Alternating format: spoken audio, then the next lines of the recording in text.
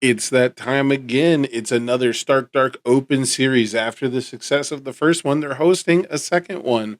Once again, doing standard and retro, this time on November 1st and November 2nd. It's going to be in Illinois at Impact Gaming Center. And if you want to find out more info as we get closer to the date of the tournaments, check out this link. What's up, everybody? I've got a very cool retro deck list for you today featuring Kula from Team K, also from KOF 13, Ruler of Time. So she was part of a team where every character could add Breaker to their blocks, which was very, very cool, but she has the highest cost at a 5 plus to do so. And then she also has a very, very special ability where you can add one ready foundation from your stage to your hand after your opponent plays an enhance ability on a non character card, cancel its effects. Very, very powerful stuff. But then this attack gets +2 speed. If you've played this ability more than once this turn, commit this card. So a lot of hard control elements here. Very reactive abilities, right? To give Breaker 1 as a response. And then the response to cancel non character enhances is pretty cool. I think that this character has a lot of really interesting stuff that you can't really do, right? Like there's not that many cancels in standard still. The ones that are pretty narrow and they're almost never on a character card unless it's like a once per turn or something. So Lady Nagant has to, I think, commit to do it right. So this is very powerful stuff. The biggest issue with this deck, looking at it, of course, is it's a six-hander who kind of has to debuild themselves. So we're going to be playing a slower game plan, and you're going to see in the attack lineup where that kind of all comes together. But what I want to talk about first is kind of Kula's signature foundation. This is one of the many reasons to play Kula. This is one of the more, again, interesting, more unique foundations from Retro, and that is Ice Doll. The Ice Doll response after an enhance ability is negated. That's yours or your opponent's. Your opponent's next control check this turn gets -1. Now, failing the control check does not end the combat phase, but you can understand how powerful this is. Being able to stack up breaker effects over and over and over again is very, very cool. But then on top of that, you have response commit. After you play a breaker ability, draw one card. So in the early game, when you don't necessarily want to be debuilding yourself, that card draw is probably going to be super important. Um, Most turns you are going to want to try and build out as much of your hand as possible. You are going to be playing kind of a more honest game, but the fact that you can pop a block into your hand during pretty much every enhanced step, I mean, even if your rival is just trying to play a random +1 damage on a card in their stage, if you don't have the right block zone, you can cancel it just for the purpose of getting a block back. And you'll see, of course, a lot of speed reduction to combat the fact that we will be giving our rivals attacks +2 speed when we do that. But the Ice Stall is definitely like the build around foundation. That's why it's a 4 of here in this character. And it really helps you smooth out your early game and shut things down in the late game. The other signature foundation for Kula is like a daughter. So it has an enhanced commit. Your mid attack is +2 speed. It's going to be more relevant than you might think it will be. But cool enhance commit, if your opponent has played 2 or more enhanced abilities, this enhanced step, ready your character. So, of course, your character gets committed if you go off canceling too many things. But then if your rival wants to kind of tempt fate, wants to dump more enhances, and Retro is generally a more enhanced driven format. As more blitz abilities come out, this kind of archetype does get a little bit weaker. But if they do want to play more enhances, they risk readying your character again. And not just, opening up that cancel, but you can start adding breaker back to your blocks after that as well. So Ice Doll and Like a Daughter, they've got Coolest face on it. They make a lot of sense to put in this deck. So the biggest thing to look at first, I think, is speed reduction. That's going to be the main way that you want to play defense and work with your breaker blocks. So we've got a Girl Like Any Other. This is an evil symbol deck. I don't know if I've mentioned that already. So Girl Like Any Other, 1 difficulty, -3 speed, E commit. Very cool. Minimum 0 actually probably comes up more often these days than it would have ever in the past, but minimum 0, just keep that in mind. We've also got the Solomon's Teachings. This is a 2/4. So it doesn't feel great to include a lot of the time, but with the rate at which this deck will be playing the game, it's probably not that big of a deal.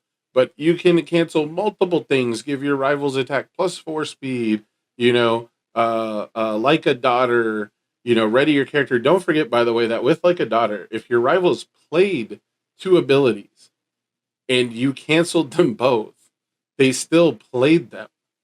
Even if you negate an ability, it's still played. So don't forget that.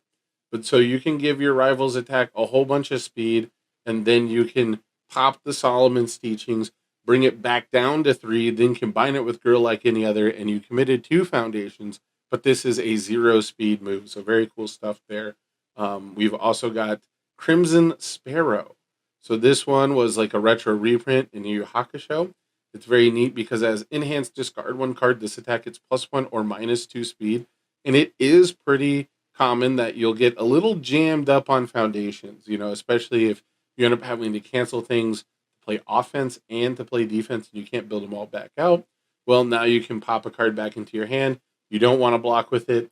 You don't want to rebuild it. You can discard it for some speed value. That's why we got 4 of here as well. And the last one, I want to mention the resets, I guess. We've got Moment of Normalcy, reset either stat, and then Law of the Land. Response commit before the block step, return this attack to its printed speed. So you don't even have to play chicken. The enhanced chicken of Moment of Normalcy doesn't actually exist with Law of the Land, and you can commit a foundation to change any attack to mid, which means that you are going to be able to pop a lot of these mid block foundations back into your hand and then block with them, which is going to be pretty important in the long run. Next up, we should definitely talk about cancels because this is an ice stall deck. So negating abilities, canceling abilities is going to be paramount. So of course we've got 4 revoke. Revoke is also going to be something that you're going to first form, build down into your stage, and then use Kula's response. Add this back to your hand and cancel an ability. Now you've got an action that can cancel your rival's character enhance, which is super duper strong. And then you'll be stacking up ice stall triggers. So revoke probably the actual most important card in the deck as far as how we want to play the game. But it might feel not as impactful just with how many cancels we're actually packing. So be liberal with the revokes, Don't regret it later that you're holding such an important card when you're playing 4 copies and you do have lots of cancels in other ways. Team Dr. Ichigaki, also very open-ended cancel, non-keyword ability on a non-character, or assets doing cancels. That's very cool stuff. We have Reformed Scientist, which is after your rival plays an on-character card ability that modifies the difficulty of a card. So not Breaker anymore. This used to hit Breaker, but there's more and more attacks where they give huge minus difficulty penalties and things like that. And some of the more annoying abilities actually increase difficulty, like Keiko's Aid instead of Breaker. So I like this one here, and it's playable while committed, which is kind of how it fits into this whole deck. So you're going to need foundations that you want to commit. Having a card that's playable while committed is going to be like the obvious choice and make things very easy for you. We've got Chasing the Fight Money. This also cancels an ability that modifies difficulty, but now it also cancels abilities on a non-character card that adds any number of cards to your card pool. I expect to see a lot of water decks. I expect to see a lot of reversal decks that want to clog your card pool. Cards like Yin and Yang clog 2 at once. So destroying 1 foundation to prevent 2 card pool clog is pretty important because not only is that the fake speed that those decks get, but they also usually get damage synergies based on cards in your card pool. Even our 0 diffs are canceling things. If your opponent plays a breaker ability, cancel it. That's our gimmick. You don't get to do that. Instability. After an opponent plays an ability that would decrease the damage of an attack, cancel its effects, and it's playable while committed. So not only are you going to cancel like a huge reset, because this says decrease, it does not say penalty, it says decrease. So you can cancel like an invincible body with this, but it's playable while committed. It's a 6 check. You're going to see our attack lineup can be a little expensive. So I think this one's very cool. Next up, we have a Simple Request. So we've canceled every type of non-character ability now. Now we have after your opponent plays an ability on their character, cancel its effects. This one's only playable while committed. So this one you actually have to commit. So it can be a little difficult on build turns, but just try to play something on a 6. Try to play cards a little bit out of order sometimes when you've got this one down. But it is unique, so we're only going to play one. Next up, we've got Good Old Damnation. R commit, rival plays an enhance ability on a foundation, cancel it. Good and Evil, spend a momentum, cancel, not character response. Never Stumbles is a really tricky one. Speed or damage penalty, cancel. Demanding Submission, cancel keyword abilities, and they lose health if it has a rating. Ninja Outcast, there's tons of great weapons in Retro. A lot of Retro decks are kind of predicated around a really strong Soul Caliber attack, whether it's Guilty Throne, whether it's Hellfire Impalement, whether it's a reversal. The Stun 2 reversals are a really big deal. They're weapons, but you can also, after your rival plays an attack during your turn, add it back to their hand. So it doesn't really cancel it, but they can't play the reversal again. But this also kind of works against Kikosho and things like that. So figure put one in here for good measure. And then Stoic and Cynical. This one's very funny to me because it's after your rival plays an ability that cancels your enhance or responsibility, cancel its effect. So lots of cancels. This is a control player's dream. It's so much fun to have your rival look and ask how many different things can you cancel, and you watch the gears turn in their head as they try to actually plan a way around it. And it's also really fun to see people try and bait these responses and see what they're willing to do just to get you to destroy a foundation. On top of that, I do want to reiterate, though, that this is after an enhance ability is negated. So while we have a way to cancel lots and lots and lots of different abilities, I even missed one with Freeze Over, which is it's just a one of because it's got Kula's face on it. But it is a narrow cancel. It's after your rival plays an ability that modifies a control check or the difficulty. So it helps a lot against stuff like Resurrected Titans and against City Rampage style stuff. And this one doesn't say non-character. So if someone does want to play, is Devil Jin banned? I don't remember. But if someone wants to play like a character like Zeke who gives one big huge check bonus, this one is pretty nice. And you can notice I left the sideboard blank, so this is a card I might side. Also, the Freeze Over to reduce speed lets you cancel with Kula, and their attacks are still, effectively -1 speed. So that's pretty nice as well. But the big thing is about how to win with this deck. The winning plays for the deck. It has some big haymakers, and one of the things that we should talk about first is Kula's signature attack. This is again similar to Ice Stall. This is one of the things that you're going to really build around Kula for. So it's a 6 difficulty 2 check with no block. Already looking like a tough include, I know. But it's 4 mid for 9, stun 2, and it has Kula reversal. So when you're Kula, you can play it on the rival's turn. But it also combos a mid attack. The combo enhance can only be played during your turn, but it is combo E, commit up to 3 of your opponent's assets or foundations with enhance abilities printed on them. Pretty much every, asset or really impactful foundation is going to have an enhance on it. They're almost always enhance removes and things like that. And so you can't stun 5 your opponent as a reversal, but a stun 2 9 damage reversal is pretty great.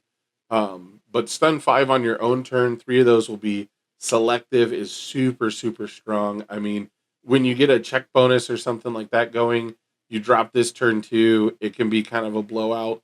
But really, it's in those late game situations where the target commit 3 is going to make your opponent basically overextend. They're going to overplay their hand because they're going to rely on their stage for defense, and you're going to take it all away from them. On top of that, this attack deals damage. Your opponent loses 1 vitality, 1 health, for each ability they have played that you negated this turn. So this is going to behoove you to be liberal with those provokes, be liberal with those freeze overs, profane sanctuaries, whatever it is. This is each ability. This one is not enhanced. So every time you negate an ability, you can kind of play the mental game by ticking up a storm counter, and your opponent might have to ask what's that for until they see Neo Freeze in action. But make sure you keep track of how many abilities you cancel just to bluff that you have a Neo Freeze, because this one can be used on either turn, which is very, very cool. So this combined with the Ice Stall can make for some really crazy board states where you've got an unblockable attack because you gave it 2 speed while canceling something. You can do Kula multiple times per enhanced step. You do just have to commit her after the second time, right? So you can get this really high speed. You can get to a really high check penalty from the ice stall, and then you can add a lot of bonus damage in the form of burn for doing all of those things. But this is a combo mid attack, so how are we gonna set up this combo? So we've got some mids that are pretty good for blocking because this is a Kulo reversal.